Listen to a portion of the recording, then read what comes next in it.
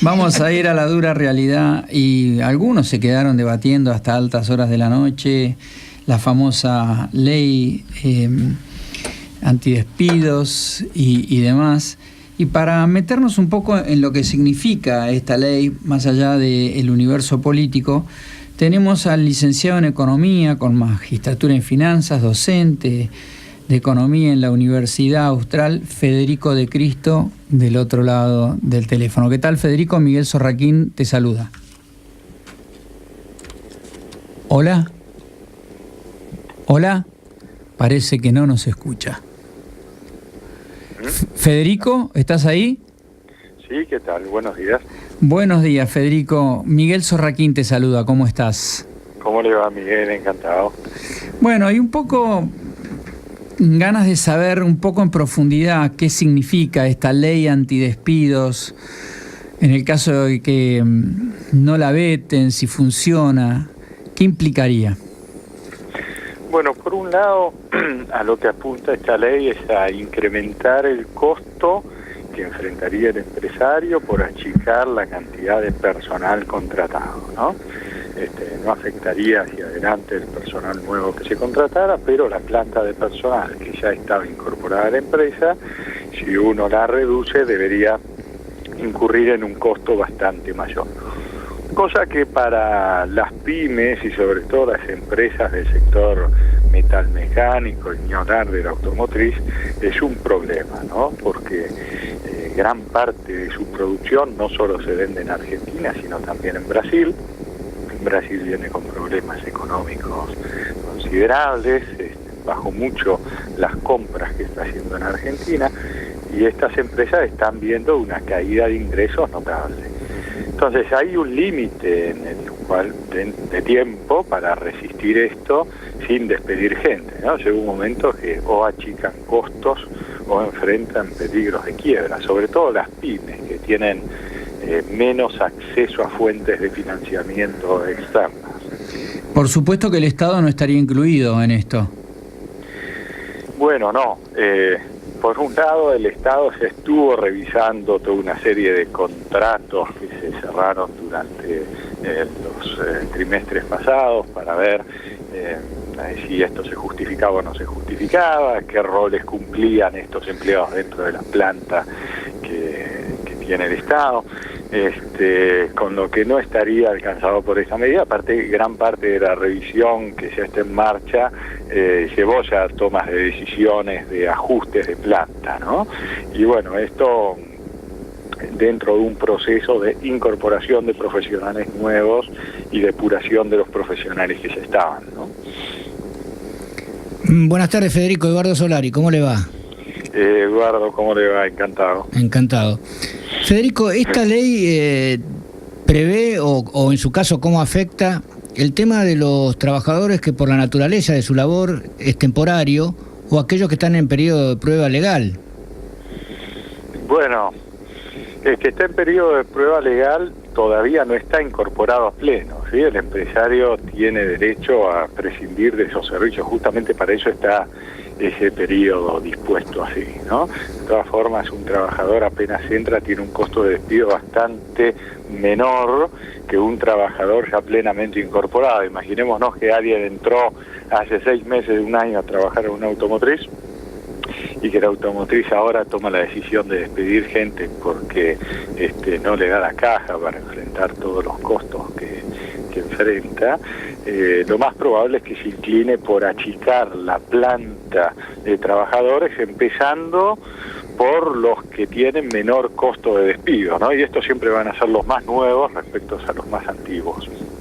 Ajá. Por otro lado, un trabajador que está contratado y que factura, bueno, si le factura solo a un empleador, el empleador está en problemas porque hay antecedentes ya de juicios a lo largo de los últimos 10, 15 años que con fallos donde se considera que eso es trabajo en relación de dependencia, ¿no?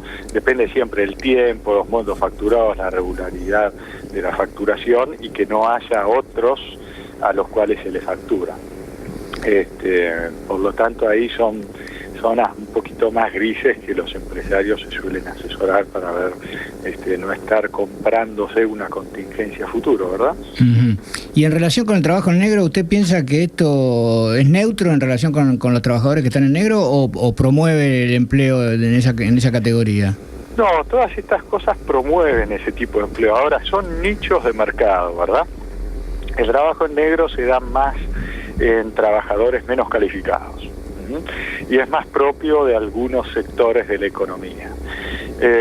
Cuanto uno tiene que competir más fuerte por costos, tiene más incentivo a contratar gente en forma precaria. Entonces, minimizar todos los gastos extra fuera de lo que recibe el trabajador de bolsillo.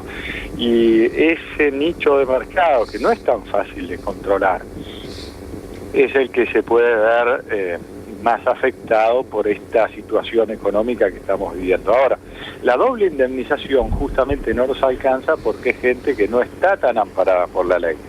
Y entonces puede dar lugar a conflictos judiciales si esta persona pone un abogado ante el que lo empleaba, pero son casos que por lo general el trabajador no lleva mucho a las de ganar, ¿no? No suelen ser empresas sólidas, con mucho patrimonio, con los cuales uno puede accionar, ¿sí?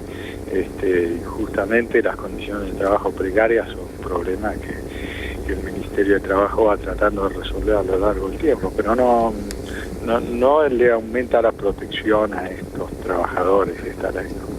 Y digamos que esta ley que se votó era muy diferente a la de Massa, independientemente de lo político, que eso ¿eran verdaderamente distintas o era más o menos lo mismo? No conozco muchos detalles de la parte jurídica. Yo más bien me interioricé sobre los costos para la parte económica, ¿no? Yo como economista ahí tuve una visión un poquito sesgada y más bien me empapé de lo que era el impacto sobre las decisiones de los empresarios, el sobrecosto que podría generar, etcétera. Pero después hay un montón de detalles jurídicos que ahí desconozco. Está bien. Bueno, Federico, muchísimas gracias por haber estado con nosotros y por habernos hecho entender un poquito más de qué estamos discutiendo. Bueno, un gusto, que tengan buen día, hasta luego. Bueno, hablamos con Federico de Cristo, licenciado en Economía, con magistratura en Finanzas. Bueno, yo quería hacer algunos comentarios políticos sobre esto, ¿no? Todo parecería prever que, o creen, en realidad tiene creo que 10 días, pero que Macri va a vetar esta ley y quedaríamos como estábamos. Y habrá un montón de discusiones políticas.